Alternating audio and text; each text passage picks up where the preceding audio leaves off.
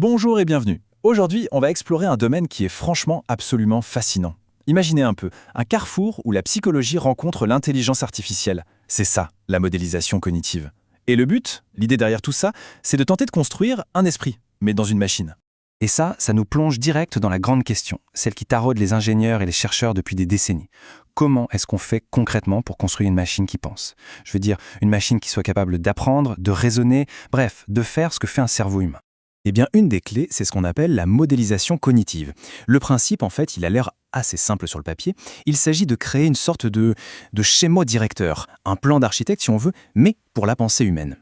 Alors justement, ce fameux plan, il ressemble à quoi? Allez, on va regarder ça d'un peu plus près. Bon, l'objectif, il faut le dire, est hyper ambitieux. Il s'agit carrément de simuler les rouages essentiels de notre esprit. Quand on dit ça, on parle de quoi? De la perception, de l'attention, de la mémoire, de l'apprentissage. En gros, de toute la chaîne, depuis le moment où on reçoit une info jusqu'à celui où on prend une décision. Et ce qui est vraiment génial là-dedans, c'est qu'il y a un double intérêt. C'est un peu comme un pont, en fait. D'un côté du pont, on apprend à mieux se comprendre nous-mêmes, à décortiquer le fonctionnement de notre propre cerveau, et de l'autre côté, on s'en sert pour construire des technologies beaucoup plus intelligentes, plus fines. Ok, mais concrètement, comment on fait? Comment on s'y prend? Il faut voir ça comme si les scientifiques avaient une grosse boîte à outils à leur disposition. Et dans cette boîte, il y a en gros 4 approches principales pour modéliser l'esprit. Alors, la première approche, ce sont les modèles dits symboliques. C'est vraiment la plus directe, la plus cartésienne. Imaginez un manuel d'instruction super strict, un ensemble de règles logiques, et la machine, elle doit les suivre à la lettre, sans discuter. Par exemple, tout bête, pour qu'une machine identifie une pomme, la règle serait hyper claire. Si la couleur est rouge et la forme est ronde, alors le fruit est une pomme. Voilà, c'est net, c'est simple, ça ne laisse aucune place à l'interprétation. Et puis, à l'opposé complet de ça, on a les modèles connexionnistes. Alors là, on change de monde. L'inspiration, elle vient directement de la biologie du cerveau humain. On va imiter sa structure en créant des réseaux de neurones artificiels. Et là, l'idée, ce n'est plus du tout de suivre des règles. C'est d'apprendre par l'expérience, en se basant sur des tonnes d'exemples. Donc fini la règle si, alors, non. Là, on va lui montrer, entre guillemets, des milliers et des milliers d'images de pommes, pixel par pixel. Et c'est le réseau, tout seul, qui va apprendre à reconnaître les motifs, les textures, les formes qui font qu'une pomme est une pomme. Troisième outil dans notre boîte, les modèles bayésiens. Là, on entre dans le monde des probabilités, de la gestion de l'incertitude. Le modèle, il se comporte un peu comme un détective, on pourrait dire.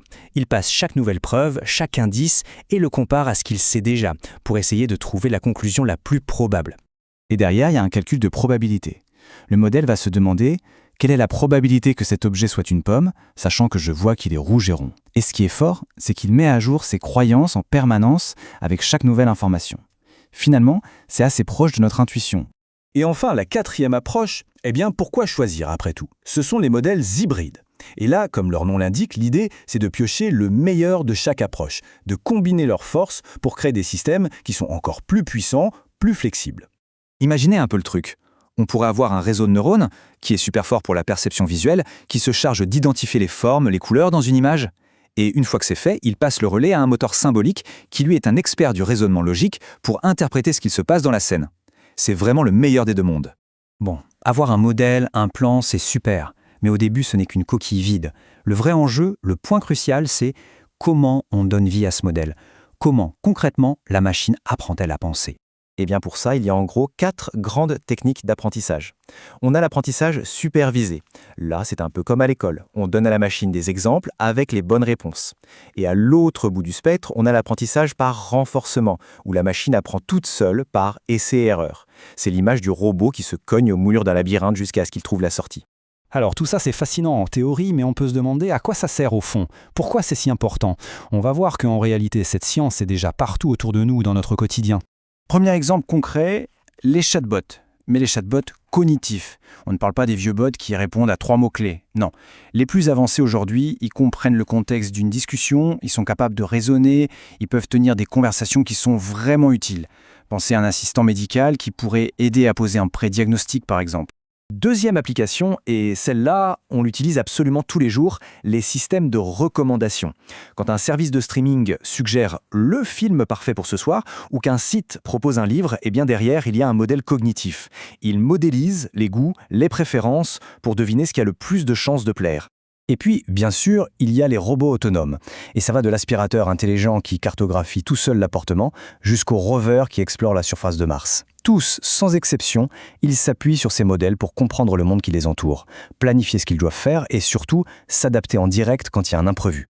Donc on le voit bien, la modélisation cognitive, c'est loin d'être juste un concept théorique pour chercheurs. C'est vraiment ce fameux pont dont on parlait au début.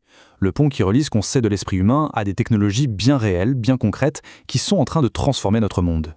Et tout ça, ça nous laisse avec une question absolument vertigineuse pour l'avenir. Ok, on commence à être pas mal pour modéliser la perception, la logique, mais après, quelle est la prochaine capacité humaine qu'on va essayer d'intégrer dans la machine? L'intuition, la créativité, peut-être même la conscience? La prochaine frontière, en fait, elle reste entièrement à écrire.